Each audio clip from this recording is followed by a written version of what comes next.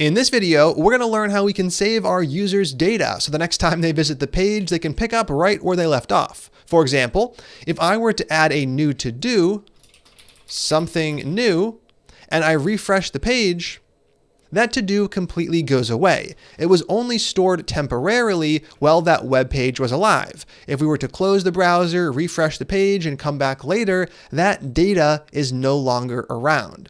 So what we need to do is figure out how we're going to be able to save the data and then fetch it later. We're going to be doing that using local storage. So let's go ahead and mess around with this over inside of our notes app.js file. Now, when it comes to working with any data storage mechanism, in this case, local storage, we want to be able to perform those 4 basic operations. Those are the CRUD operations, and that stands for create, read, update, and delete. If we can perform those 4 operations, then we'll actually have a data storage mechanism that's useful. Local storage can perform all of those operations, so we're going to be able to store our data and then get the data back the next time the user visits the site.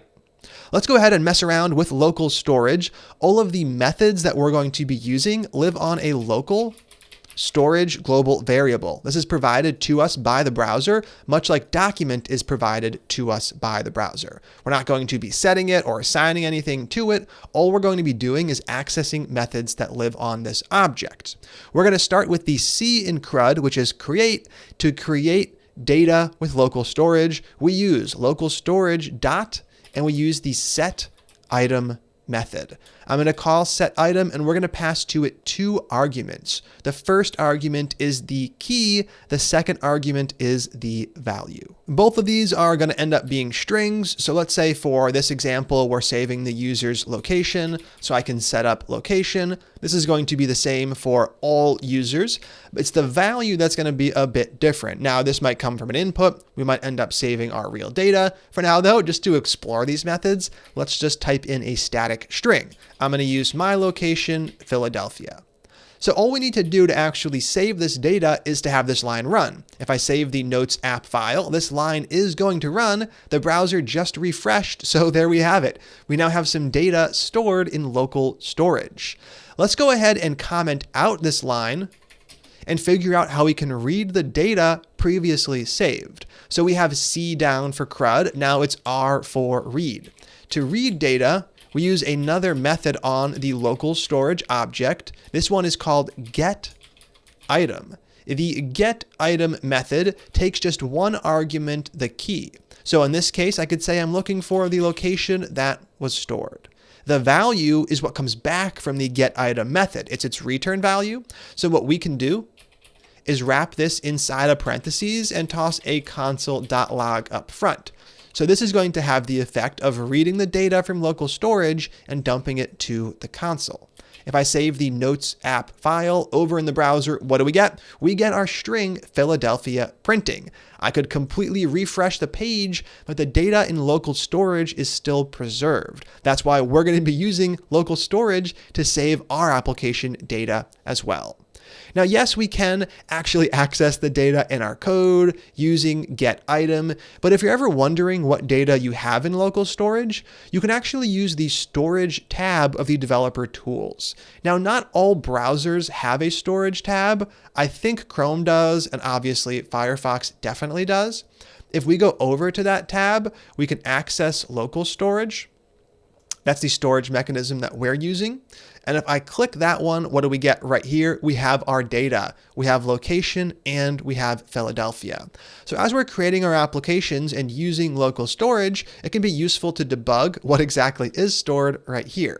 You could even change the data. So I could double click Philadelphia and change it to something else like Austin. Once I save the data, I could switch back to the console. I could refresh the page, and this time around, we're seeing Austin printing. So there we have it. We can use set item for create. We can use get item for read. Now, CRU, U being the third one, update, that also just uses set item. So we could just call set item with a different value. The last thing I want to explore is D. How do we delete data that has been previously saved? This is done via local storage, and we're going to be using the remove item method. Remove item, once again, takes just a single argument, the key for the data you're trying to remove. So right here, I could go ahead and remove location. Let's go ahead and save the code and see what happens. If I refresh things by saving the file, we get over here Austin. So Austin is printing because we first read the data, we then remove the data. So at this point, the data should be removed. If I were to refresh the browser running both of those lines again, I get null, meaning that there is no data for the location. So we were able to successfully delete the location data. And if I also go over to the storage tab, we can see it's been removed from there as well. We now have an empty value showing up.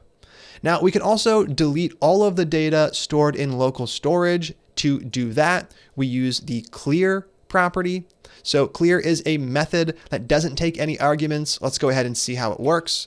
Right here, I'm going to comment out these lines, which will all be documented in the PDF guide for this video. And we're going to use LocalStorage.clear. Clear is going to delete everything, no matter what the key is. So over here, we could go ahead and use the storage tab to change our data.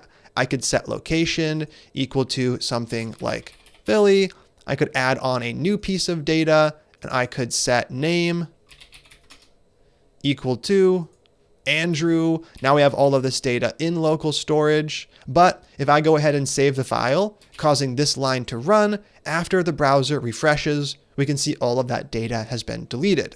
So these are the ways we can perform those 4 operations, our CRUD operations. We use setItem for creating and updating data. We use getItem for reading our data, and we use removeItem or clear for deleting the application data.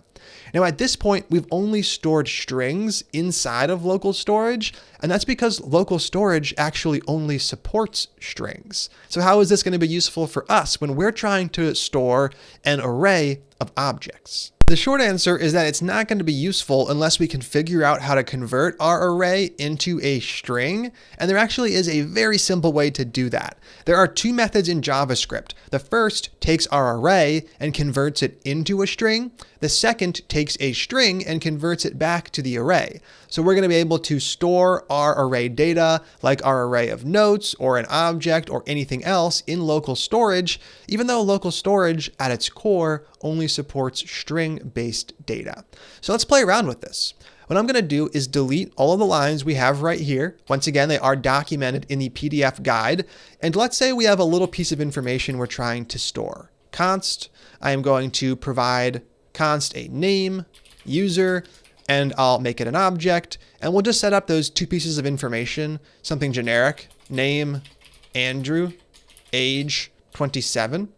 And what we're going to do from here is figure out how we can store this object in local storage. To do that, the first thing we have to do is use a method on a global variable called JSON. JSON, which stands for JavaScript Object Notation, is going to be a way for us to convert our objects into a string. The string is going to still look pretty similar to what a JavaScript object looks like, but it will indeed be string-based data.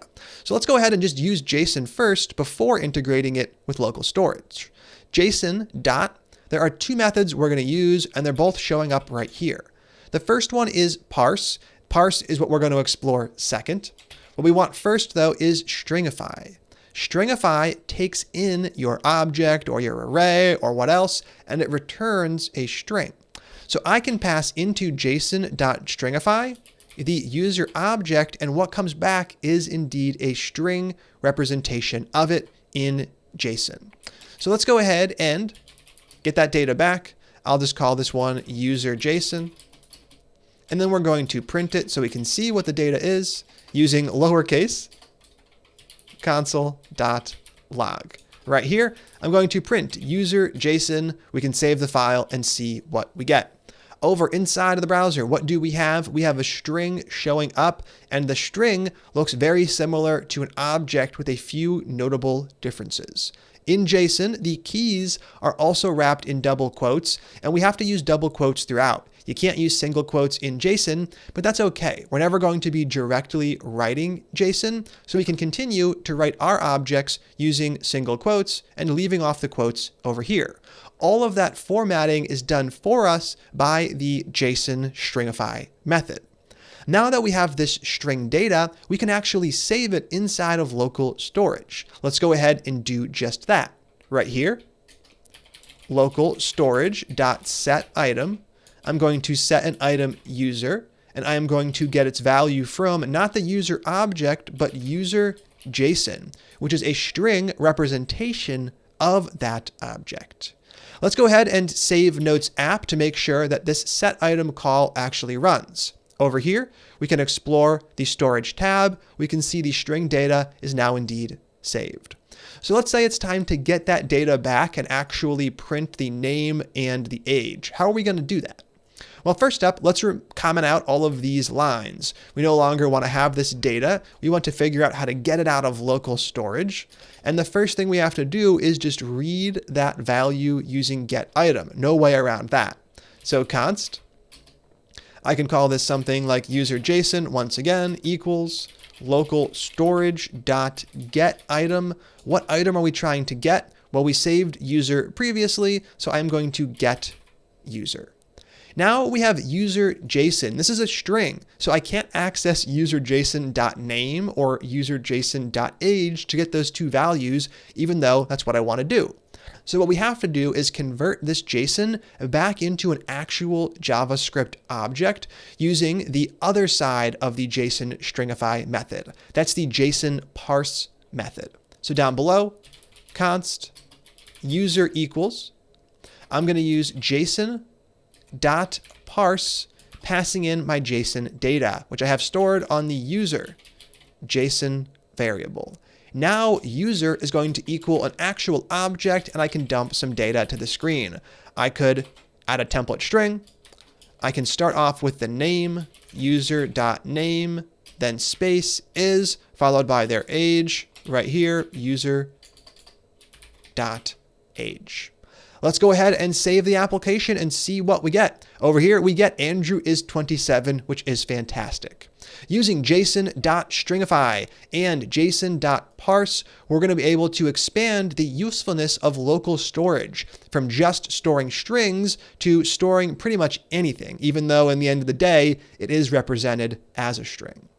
Now, it's important to remember that the JSON itself is really just a string. Let's prove it by commenting out this line right here. I'm then going to try to access user JSON.name and user JSON.age. It is a string. It's not going to have these properties. And over in the browser, what do we get? Undefined is undefined. So as we work with our data, we need to make sure that we're correctly using JSON stringify and JSON parse. We use JSON stringify just before we write our object. We use JSON parse just after we read it. I'm going to use Command Z to undo those changes, bringing us back to the working application where we actually get our data showing up. So this has been a quick introduction to local storage. We learned about local storage's methods, set item, get item, remove item, and clear, and we learned about JSON and its two methods, stringify and parse. At this point, we've explored local storage and JSON, but we haven't integrated it into our applications to actually save meaningful data. That's exactly what we're going to be doing in the next video, so stay tuned, and I'll see you then.